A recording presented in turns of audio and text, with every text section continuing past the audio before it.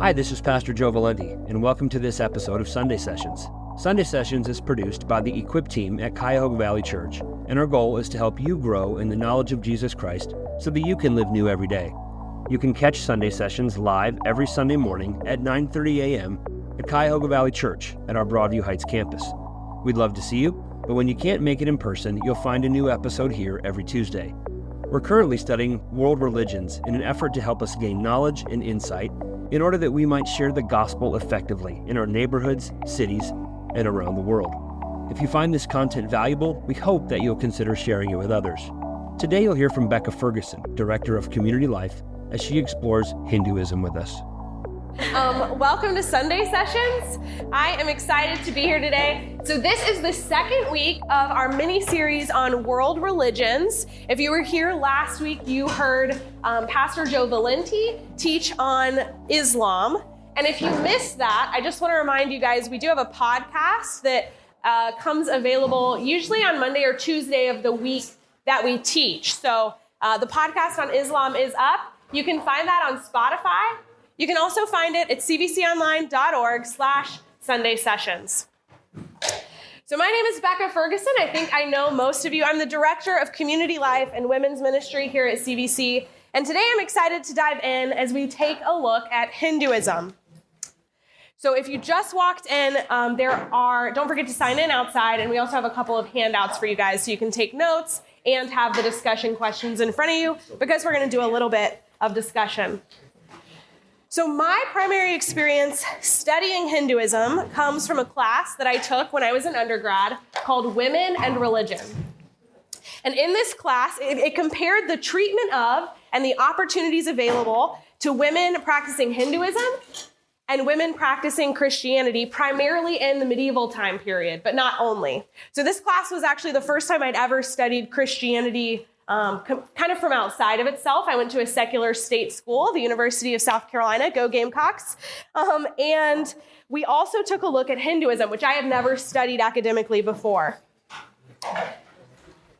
We looked at some important literature within that time frame in Christianity and Hinduism with an emphasis on studying the Ramayana and the Bhagavad Gita. Those are two works of Hinduism, important religious books that we're going to take a look at today. And later on in a different class, I wrote a paper on the life and work of Mahatma Gandhi. So those are kind of my two academic experiences studying Hinduism. And in addition, my husband Luke and I, we spent 4 years living in Alabama, serving in college ministry. And while we were there, we were friends with a couple. I won't share their names since this goes online, but they were in Tuscaloosa at the University of Alabama for the husband to get a PhD. They were Hindu, and so Luke and I, along with some of our other Christian friends, were able to have conversations with them about Christianity, the gospel, and Hinduism, the things that they believed. Since Luke and I both had kind of a working knowledge of Hinduism, it was a lot easier to have these conversations and to point out where our beliefs were similar, right? We were Christians, they were Hindu, but where we had similar beliefs, as we're going to see today, belief in a soul, belief in the value of human life, and where our beliefs were really different and where Christianity specifically was unique. Jesus is the only way. Jesus as God who offers complete forgiveness without the need for our behavior to bring righteousness. And a God who is distinct from us. We are not part of the divine. Those are just a few of the ways that Hinduism and Christianity differ that we're going to look at today. So I've gotten to see firsthand that knowing something about a different religion can help us in ongoing gospel conversations. So these friends we had in Alabama, we had a lot of conversations about the gospel with them. They came to understand what we believed about who Jesus is and what he has done, but they never became Christians in our time together. But Luke and I and our other friends, we can know and we can pray that the Holy Spirit can work the truth that they now know in their hearts over time. And this is a great moment to just reiterate something that Joe mentioned last week. And I think he put this really well. Last week, Joe made this statement. He said that oftentimes we Christians can be tempted to learn about other religions so that we can be right when we argue about them. But the desire of our heart should be to be able to share the gospel in a way that's winsome, kind, and knowledgeable with people who believe many different things. And I love the way he put that. and studying some of the major religions around the world, religions that people believe in many places, that people believe right here in Cleveland, Ohio, too. This can equip us to better love people who are created in God's image, and it can help us know how to share the gospel based on a person's worldview and or religious beliefs. So to get started today, one of the resources that I use is actually the Hindu American Foundation, and I'm going to quote them, and I'm also going to look at a couple of other resources today as well, including the Compact Guide to World Religions by Halverson, and a Joe Carter article on Hinduism on the Gospel Coalition website. So in just a minute, we're going to jump in and look at some initial stats. Before we do that, we're going to watch a video. But before we do that, you guys are going to take some time to discuss those initial questions. So if you grabbed a handout when you came in, that's great. If you didn't, you can slip out. There are some more on the table right outside the door. And we are going to take a couple of moments to discuss that first group of questions. It says question time 1. So you guys can discuss, and in a few moments, we'll get back together. So we're going to walk through this a little bit more slowly. Many believe the initial formation of Hinduism happened between 4000 BC to 800 BC, so it's a really old religion. Hindus believe that during this time period, the Vedas, those are some important religious books we're going to look at a little later, were first transmitted and shared orally. So this is how old they believe these religious texts are. And the term Hindu was actually first used by the Persians, dating back to the 6th century BC, to describe the people living beyond the Indus River. So initially, when this word was used, it wasn't talking about a religion at all. It was just the Persians saying, hey, those people over there, and calling them Hindus. For a long time, this label didn't have a specific religious connotation. The next period we want to look at is the Upanishadic period. We'll do that at the end. So if you have spelling questions, we'll look at those together at the end. But Upanishadic, we'll spell this one, Upanishadic. So in this time period, Hindus believe the Upanishads were first developed. And this is also when Buddhism and Jainism, those are two religions that are kind of like spin-offs from Hinduism. This is when Hindus believe those were first developed in early iterations. And we'll look at those a little bit more in the next section as well. The next is the epic or Puranic period, Puranic, from 200 BC to around 800 AD. And this is when the Ramayana and the Mahabharata, two other religious texts that we'll look at in a minute, are thought to have been written. So these are the two epics, or the two stories about heroes that are really, really popular in Hinduism. So we'll get to those in a second. This is also the time period that Hinduism began spreading more rapidly around the world for the first time along maritime routes. So this is when we start to see like the ship in the video going around the world. The next, from around 800 AD to 1700 AD, is the medieval period. And this was just kind of a time period when new Hindu philosophies were developing at a rapid pace. So this is constantly happening in Hinduism, this change. And then finally, from around 1700 AD to the present day, to around 2000 AD, this is the modern period of Hinduism. So we'll take questions at the end. But more evolution of philosophies and reforms took place, particularly in response to the exposure of Hinduism in India to the West. And British colonialism had a profound impact on the development of Hindu thought and the introduction of Hinduism to the English-speaking world. So that's something to keep in mind as well. This is also the time period when Mahatma Gandhi lived. He was a leader in India. He lived from 1869 to 1948. He was a practicing Hindu. And during the time period when India was wanting to be free from colonial British rule, Mahatma Gandhi was a leader and proponent of nonviolent protest. So one of the ways we see that influence here is that Martin Luther King Jr. was profoundly impacted by the way that Gandhi protested against governmental rules and regulations he didn't agree with, that idea of nonviolent protest.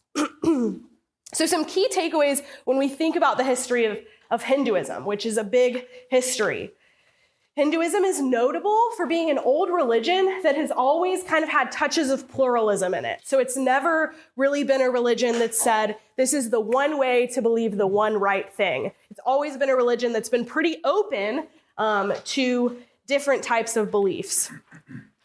Hinduism is both a really old religion, but it's also a religion that keeps evolving. Like I mentioned at the beginning, it's a religion that's very open to influences of the zeitgeist. What matters to people today will start to be what is kind of brought out in Hindu practice today. Hinduism has always encompassed a lot of beliefs and traditions, but some unifying aspects are those religious texts. As we're going to see, not every sect of Hinduism values the same religious books in the same ways, but they all kind of agree on, generally speaking, some of those important books. And while Hinduism started in India and is really intertwined in a lot of ways with Indian culture, it's also been an influential religion in Southeast Asia for a long time and has a little bit of a more recent history in Africa and in the Americas as well. So that's like the most brief overview of the history of Hinduism that we could do. But next we're going to look at sects of Hinduism. And we don't have exact numbers for these sects because that kind of data just isn't tracked in a lot of places. Like people will say, oh yeah, I'm Hindu on the survey, but they won't necessarily say, and this is the sect I'm a part of. So these are general thoughts. So some major traditions within Hinduism include Vaishnavism, Vaishnavism,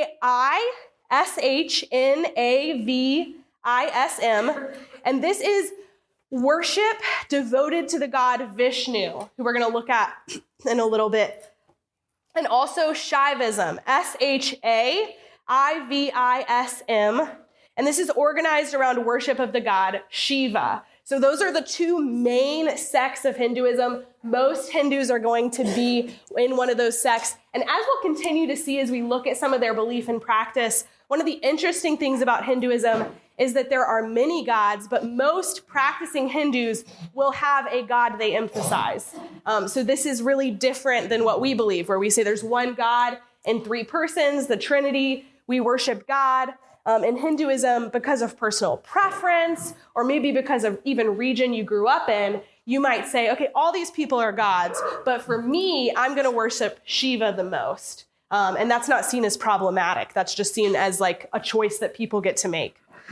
Two lesser sects, but they're still really important, are Shaktism, Shaktism, and this is a sect in which mostly the female aspects of the divine are worshipped. So these people would mostly be worshiping goddesses, and again, maybe a particular goddess that they worship. And then finally, Smartism, which is just how it sounds, the spelling, Smartism, in which 6 main gods are worshipped: Shiva, Vishnu, Shakti, Ganesh, Murugan, and Surya. And you don't need to write all those down. That's just to give you an idea of how many different sects of Hinduism there are. These are the 4 main ones, but there are way more. And I wanted to take a minute, too, as we talk about sects of Hinduism, to think about Buddhism and Jainism again. So Buddhism and then Jainism, Jainism. Buddhism and Jainism are 2 kind of offshoots of Hinduism that developed around the same time. Buddhism is primarily focused on the life of teachings of the Buddha. And in contrast, Jainism focuses on the life and teachings of a guy named Mahavira. So Buddhism seeks enlightenment, while Jainism seeks soul liberation and nonviolence. So they're a little bit different, but because they both come from Hinduism and both developed around the same time, those 2 religions share some religious texts with Hinduism. So some of these books we're talking about today would also be important to someone practicing Buddhism or Jainism. Next, we're going to take a look at the holy books. I will spell these for you. And the reason we're going to look at so many of them is just, again, to kind of nail home this idea that when you think about Hinduism, there's not one holy book that everybody studies the same amount. This is just a short list, and there are even more holy texts. And depending on what sect of Hinduism you're a part of, you probably could have guessed this, you may emphasize a different religious text more than others. So when we're connecting with people who practice Hinduism, this isn't necessarily a unified religion where everybody's believing something really similar. This kind of encompasses a range of beliefs centered around the same characters, the same gods, and the same religious books. So that's something good to keep in mind, because if I were to have a conversation with my husband, Luke, if he was a practicing Hindu, he is not, I couldn't assume a lot going into that conversation about what god or goddess might be the most important to him, what religious text he might be reading the most. I would have to ask Luke to kind of find out the answers to those questions, because they can't really be assumed. So thinking about holy books in Hinduism, we have two main big categories, and the first of those is Shruti, S-H-R-U-T-I. I don't exactly remember the blanks in your notes, so I'm just going to spell a lot of this stuff. The Shruti is in contrast to the Smriti, and the Shruti are considered a little more important. So when we think about Shruti, we've got the Vedas, V-E-D-A-S, and the word Veda means knowledge. So these are like the oldest religious texts that anybody practicing Hinduism would have. There are 4 Vedas, the Rig, Sama, Yajur, and Atharva, and the Rig Veda is considered to be the oldest. And these are kind of the baseline religious documents. And then we've got the Upanishads, U-P-A-N-I-S-H-A-D-S. There are over 100 of these, and they contain an extensive exploration of the methods of understanding the self, God, and the world. So those are the 2 different types of Shruti religious documents. And then next we have Smriti, S-M-R-I-T-I. And there are a lot of types of Smriti. The first is the Upavedas, U-P-A-V-E-D-A-S. They consist of 4 main texts that cover the science of health and life, the science of warfare, the study of aesthetics, and guidance on public administration and governance. So we're starting to see again how Hinduism as a religion in the history of India kind of come together. And Hinduism touches every part of a believer's life. Next, we have the Puranas, P-U-R-A-N-A-S. And stories in the Puranas are actually translating some of the Shruti. So it's important teachers saying, hey, I think the Vedas mean this. I think they mean that. Next, we have the Ramayana. And we're actually going to take a minute to land here for a second before we go on. So the Ramayana is one of the most popular stories in Hinduism. It is an epic, so it tells the life of a prince named Rama, and Rama is an incarnation of a Hindu god, Vishnu. So we're going to look at that more in a minute.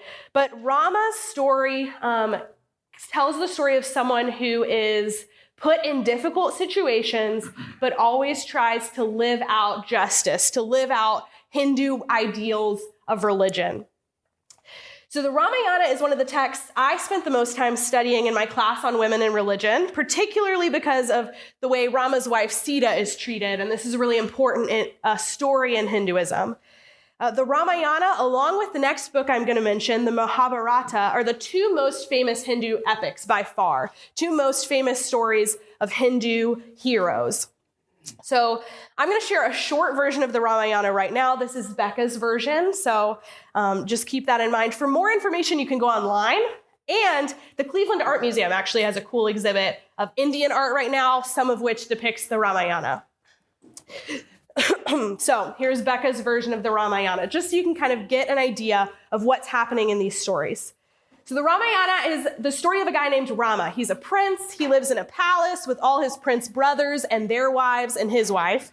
And his dad is the king. But Rama's dad is married to his stepmom. And the stepmom does not like Rama because Rama's going to be king. And stepmom wants her real son to be king, not Rama. So Rama's stepmom says, hey, king, we should banish Rama. And conveniently, the king had promised to fulfill like one wish of the stepmom. So he's like, I don't want to banish my son Rama, but I guess I have to. So Rama and his wife Sita and Rama's brother Lakshmana, they all go, they banished. They go live in the woods for a long time in exile. And what happens out there is that this demon princess comes and she really wants to marry Rama, but Rama says, no, I'm married. Go try my brother. So the demon princess wants to marry Lakshmana, but he says, no, I don't want to marry you. You're a demon. And she gets really mad and attacks him. And then Rama comes and finds this and cuts off her nose. And she does not like that her nose has been cut off. Fair. So she goes to her brother, who's named Ravana. Ravana is important. He has 10 heads and 20 arms, but only 2 legs. So you can kind of imagine, this guy looks weird. And Ravana is a demon king, and he's super mad that his sister's nose got cut off. He's like, that is so rude. So Ravana goes and kidnaps Rama's wife, Sita.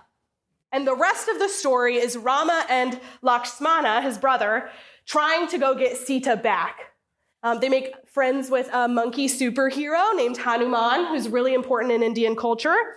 And together, Hanuman, a monkey king, and an army of monkeys go fight Ravana, the 10-headed guy, and his army of demons.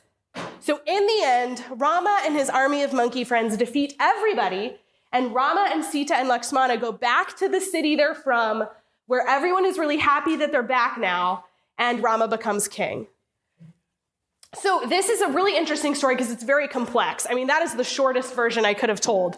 But it's also the story of someone who respected what was happening to them, right, in karma, and sought to live out religious ideals in the situations they found themselves in.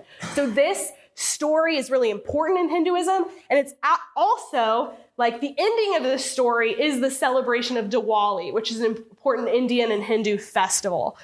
So you can kind of see in this story some Hindu ideals lived out, but also some more of those connections where you have the stories of Hinduism and the history of India and the celebrations of a nation all kind of intertwined here. So like I said, if you enjoyed that version of the Ramayana, at your own risk, you can go read longer versions of it. So the other epic that I mentioned is the Mahabharata, Mahabharat. So the Mahabharata is the other famous Hindu epic, but it's super long, so it's over 100,000 verses. So what most people often read is the Bhagavad Gita. It's a tiny little part of the Mahabharata, and that's Bhagavad space Gita.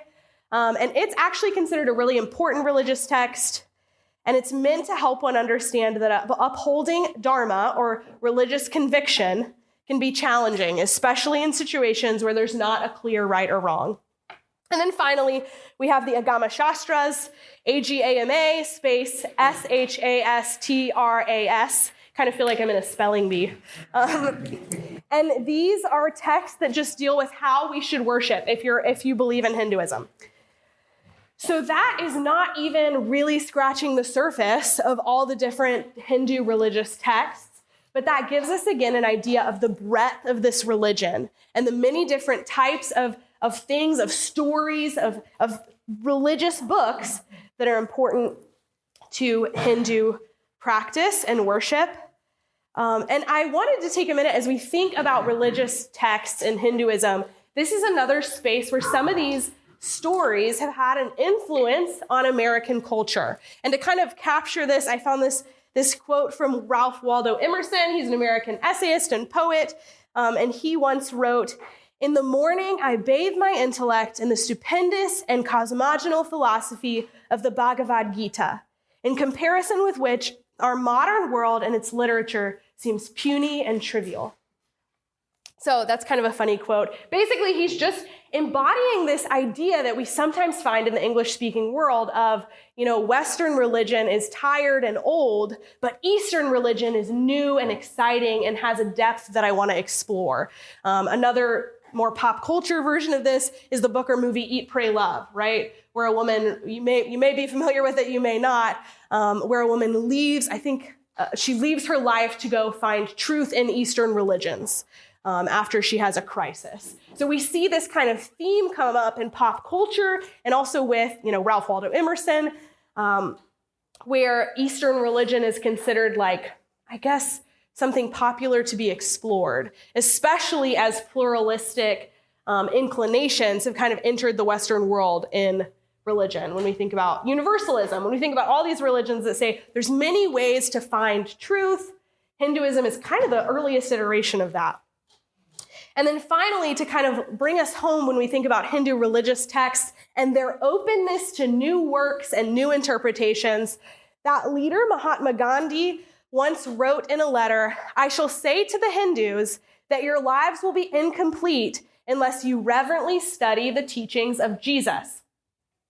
So this is really important because Hindus are so open to any religious text that one of the challenges in sharing the gospel with Hindus is that they may say, yeah, Jesus is great. I'll add him to the list. Like I've got Vishnu, I've got Shiva, we can throw Jesus in there, and they're totally okay with that. So when we're sharing the gospel with someone who really believes in Hinduism, it's important to over time kind of share, we believe Jesus is the only way to know God, the only way to be saved. There's no karma.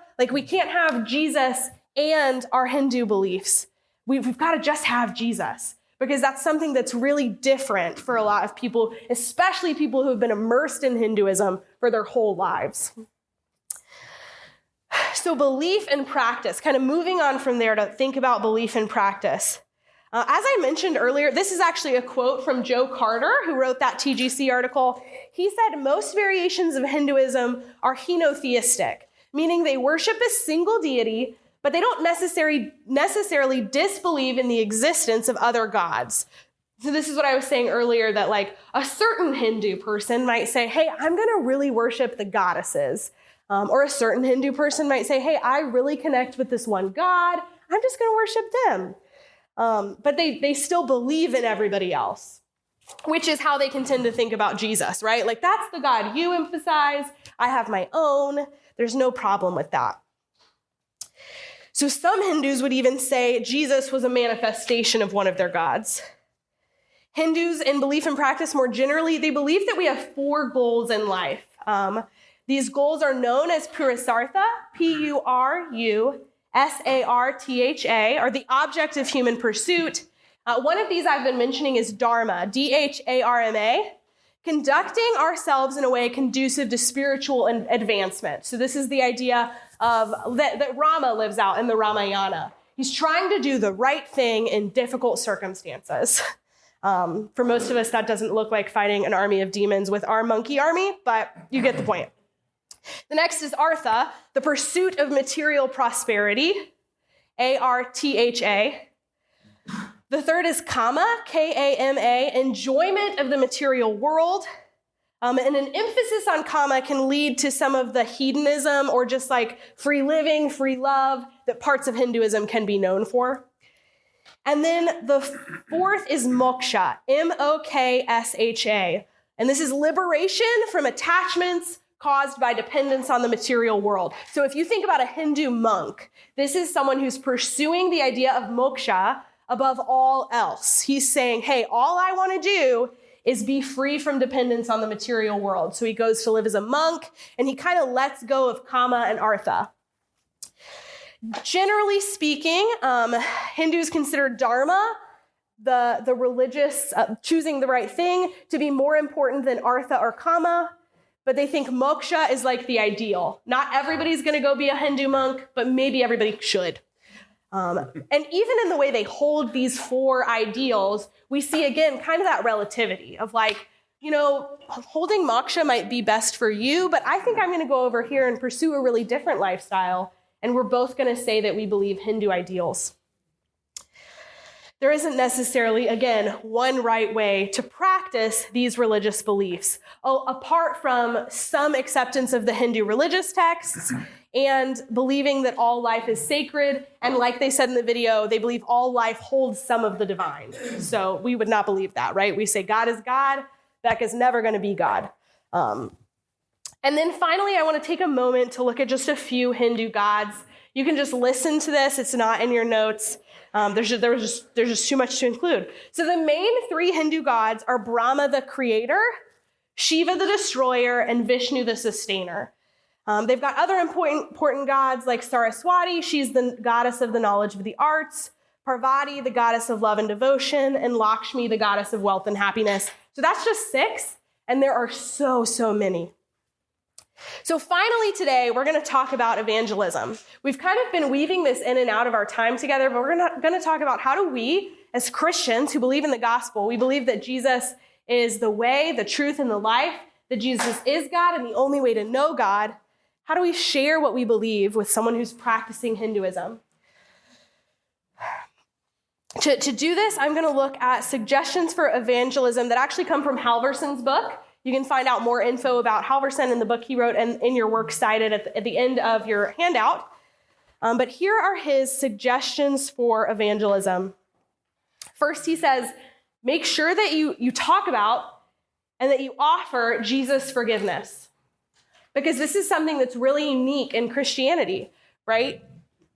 As Christians, we believe that we must be forgiven for our sin that we've committed against God, but that the only way that happens is through the person and work of Jesus. So as Christians, we don't believe in karma. We don't believe that if we do good, good will come to us. And we do bad, bad will come to us. That's not our overarching belief system. We believe that we're forgiven of our sin because of who Jesus is and what he's done for us, not because of our good works. So that's important to kind of frame within our evangelism message to Hindus, because they don't have anything like that in their system. If they do bad stuff will happen to them. So they just kind of have to try their best and hope for the best. And that's it. That's redemption for the Hindu. Number 2, it's important to keep God's personhood in mind. When we're thinking about Hinduism, the concept of the divine is really nebulous for the Hindu. There's not necessarily one God, who is holy, who is set apart. The divine can kind of be encountered everywhere in Hinduism, and it doesn't really matter what god or goddess you worship as long as it meets your preference. And that's really different than Christianity. We have one God who is completely distinct from us, but who created us and wants to know us and loves us and has provided a way for us to know him, for us to be redeemed from sin. Number 3, Halverson says it's important to ask and listen. So like I mentioned earlier, using Luke as my example, if I'm talking to someone who practices Hinduism, I can't assume a whole lot about what they believe. It helps to understand their belief system. It helps to know what kind of religious books they might read or what god or goddess they might worship. But the best way to learn about someone and to learn how to share the gospel with them is to know what's important and valuable to them. Are they someone who worships a lot of different gods? Or are they someone who worships mostly just one? Are they someone who relies on the epics of Hinduism? Or are they someone who just reads the Vedas and says, life advice is good enough for me? When we ask and listen, we're also able to uphold the dignity of this person, right? We believe that every person, no matter what they believe, is made in the image of God. So it's important for us to ask and listen, and that often opens the door for that person to reciprocate, right? I'm going to use Luke again. If I listen to what Luke believes, he's more likely to say, hey, I've shared with you. What do you believe? How's it different than what I just shared? And now we have an open door to be able to do that in a non-combative way. Number 4, it's important to have a humble spirit. And this is really just true in sharing the gospel with everyone. We as Christians sharing the truth about Jesus, we're going to encounter questions we don't know how to answer, and that's okay. It's an okay thing to say, hey, I don't know the answer to that. I'm going to have to go find out and then come back to you. I may have to do that today teaching this class. I'm not an expert on Hinduism. One of you may ask a question where I have to say, you know what, I actually don't know, but I can look into it and we can talk about it more later. And having this humble spirit is important when we're sharing the truth about who Jesus is, because it's important to remember, too, if I'm sharing the gospel with someone who is a practicing Hindu, it's not a contest in the sense that I'm like, I have to make you believe what I believe right this minute. It's the Holy Spirit who works in hearts, and he's the one who's going to do the heart change that needs to happen. And it may take a while. It's important to share truth humbly and with love, but to share truth. And number 5, focus on Jesus. The person and work of Jesus is something that's really unique to Christianity, that we were separated from God because of sin, and God made a way to fix that problem because of his love for us is really unique. And so it's important to hone in on that God is not a person in a story who acts on a whim necessarily, like we see in some of these Hindu epics, but the God who is holy and set apart, the God that we sinned against, wanted to know and love us and made one way for that to happen, and that's Jesus Christ. And so the stories about who Jesus is, the Gospels, can be really helpful in sharing the gospel with those who practice Hinduism because they're really distinct from anything they've encountered. And then number 6, be aware of differing definitions. So we've kind of talked about this all morning, but if I say, hey, I worship Jesus, he is God, a Hindu person might say, great, that sounds lovely for you. I worship Vishnu, he is God. And so it's important that when we're talking about the one way to know God, when we're saying all these things that to us might sound like Christianese, like things that just make sense, a Hindu person might hear those really differently. So it's important to kind of say, one of the things Luke and I did with our friends in Alabama was we would often say, here are a couple similarities, but these things are really different about Christianity. These things are really different than what you believe, and be able to talk about some of those things. So that's just kind of six things to keep in mind when you're sharing the gospel with someone, when you're talking about your faith or your testimony with someone who practices Hinduism. And then the final thing I want to do together today is actually turn to Scripture, because I think as we think about how do we understand world religions, does it really matter if we study these other religions? And then how do we share the gospel? How do we share about Jesus with these people? I think we can actually find a really great example of how to do this in Acts chapter 17. So if you want to turn there, you can. I'm going to read some of this passage for us. But in Acts chapter 17, and some of it, Paul is in Athens. He's having conversations with some of the Athenians, and they invite him into the Areopagus, this place where ideas were discussed, where worship was talked about. So the Athenians invite him in there because he's saying all this weird stuff, and they want to hear more about it. And we'll start in verse 22 and read this together. It says, so Paul, standing in the midst of the Areopagus, said, men of Athens, I perceive that in every way you're very religious. For as I passed along and observed all the objects of your worship, I found an altar with this inscription, to the unknown God. What therefore you worship as unknown, this I proclaim to you. The God who made the world and everything in it, being Lord and heaven of earth, does not live in temples made by man, nor is he served by human hands as though he needed anything, since he himself gives to all mankind life and breath and everything. And he made from one man every nation of mankind to live on all the face of the earth, having determined allotted periods and the boundaries of their dwelling place, that they should seek God and perhaps feel their way toward him and find him. Yet he's actually not far from each one of us, for in him we live and move and have our being. As even some of your own poets have said, for we are indeed his offspring. Being then God's offspring, we ought not to think that the divine being is like gold or silver or stone, an image formed by the art and imagination of man. The times of ignorance God overlooked, but now he commands all people everywhere to repent, because he's fixed a day on which he will judge the world in righteousness by a man whom he's appointed. And of this he's given assurance to all by raising him from the dead. Now when they heard of the resurrection of the dead, some mocked, but others said, we'll hear you again about this. So Paul went out from their midst, but some men joined him and believed, among whom were also Dionysius the Areopagite and a woman named Damaris and others with them. So that's a big chunk of scripture, but I think it's important for us to read the whole thing today, even if you're familiar with it. Because in this passage, we see that even as early as the New Testament, the Apostle Paul is using his knowledge of Greek culture and even Greek religious belief in order to set up the gospel message. Paul quotes Epimenides of Crete, a Greek philosopher poet, when he says, in him we live and move and have our being. And he quotes another person, Aratus, another Greek poet, from one of his poems, when he says, for indeed we are his offspring. Paul is able to share the gospel winsomely with the Athenians in a context that made sense to them and that they even enjoyed because he knew about them. He knew about what they liked, intellectual debate and discussion. He knew how to use what they knew, quoting philosophy and poetry they would have been familiar with.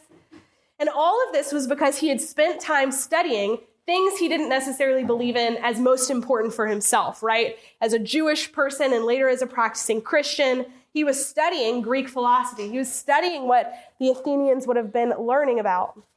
And he knew how to connect with them in a way that made the gospel understandable to them.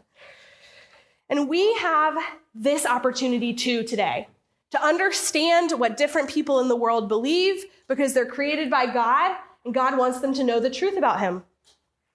We're able to care well for people and evangelize to them in a way that makes the most sense for them and to them. We're able to share, Luke and I were talking about this last night, we're able to share how Christianity, how Jesus uniquely meets the needs of their hearts in a way their religion cannot and will not. You know, throughout Scripture, throughout the New Testament, we're reminded that all people are yearning to know God. And we as Christians believe there's only one way for that to happen. It's through Jesus. So we have an obligation to share this desire of people's hearts. People who are really immersed in another religion are immersed in it because they're looking for truth. And we have this truth to offer them to a world that is broken and lost. And I love the way that this story in Acts ends, where some people say, that is the most ridiculous thing I've ever heard. I'm done talking to you, Paul. And some people say, you know what? I'm not convinced, but this is intriguing. And then some hear this good news about Jesus and they believe right then in who he is and what he has done. And that always just, I don't know, gives me peace because there have been a lot of people I've had gospel conversations with who have walked away saying all three of those things, right? This is garbage, or let's keep talking. I don't know if I'm going to believe this, but it's interesting. Or, hey, I've been waiting for someone to tell me what is true, and I've found it now. And now I can know God. So these are things to keep in mind as we share the gospel with anybody, but particularly as we think about sharing the gospel with someone who holds to a set of beliefs of another religion, particularly today, Hinduism. So we're going to take some time now to look at this second set of questions. What is one new thing you learned about Hinduism today? After sitting through this class, how might you share the gospel with someone who's practicing Hinduism? And what is one takeaway from this class that you can share with someone you know this week? So take a few minutes to discuss this, and then I'll come back up. So I hope this has been really helpful for you. Obviously, there's a lot we didn't cover today just because, we couldn't cover all of it. But Tamara did ask one question about rebirth and reincarnation that I think would be a really important thing to touch on. So when we think about Hinduism, some Hindus do have a belief in reincarnation, that you will come back and have another life after this one. And this is really connected to the idea of karma, right? Like this is the ultimate version of if you do good things will come to you. If you live a good life, your next life will be a little bit better and better and better. But if you live a bad life, your next life will be bad or worse and worse. And there are different ways that can be interpreted, right? It could be that you're richer in your next life. It could be that you're more important. It could be that you are a sacred animal, which would be a good thing. Or it could be that you're like a dirty animal, which would not be a good thing. And so this obviously is another place where Hinduism and Christianity look really different. Whereas Christians, we believe that like the soul does not die when we die, but that we either go to heaven or hell based on our relation to Jesus Christ, right? Have I accepted him as Savior and trusted in the work he's done for me? Or have I rejected him and said I want to be apart from God? So for us, that's a place where Christianity and Hinduism are very different and very distinct, but we encounter one of those similarities again, right? Like the soul lives on, but we just don't believe that that happens in the same way. So there's a lot more than what we could have covered here today. There's so much more that you could study, but I hope this has been a good introduction. And I want to tell you, if you have other questions, I'm going to stay up here, so we don't actually have time to tackle those together because we went over a little bit. But just come up here, and I'd love to answer those if you have questions about spelling or questions about content. Thank you guys so much for being here today.